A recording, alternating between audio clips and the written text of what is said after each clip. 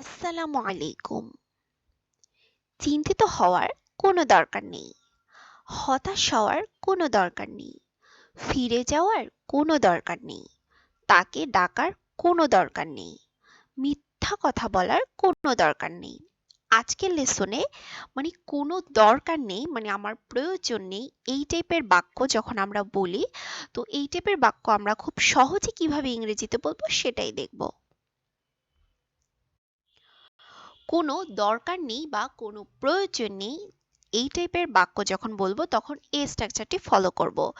There is no need to plus verb plus object. আবার বলছি, there's no need to plus verb plus object. চিন্তিত হওয়ার কোনো দরকার নেই।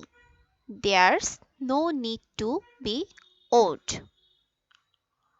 হতাশ হওয়ার কোনো দরকার নেই। There's no need to be upset. ফিরে যাওয়ার কোনো দরকার নেই। There's no need to go back.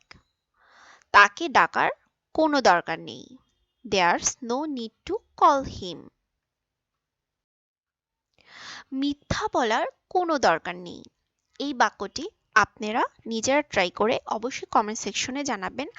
আর হ্যাঁ, এই টাইপের ছোট ছোট বাক্য নিজেরা বানিয়ে বানিয়ে প্র্যাকটিস করুন, নিজেরা বানিয়ে তৈরি করে প্র্যাকটিস করুন, তাহলে দেখবেন এই টাইপের বাক্য আপনাদের জন্য সহজ হবে।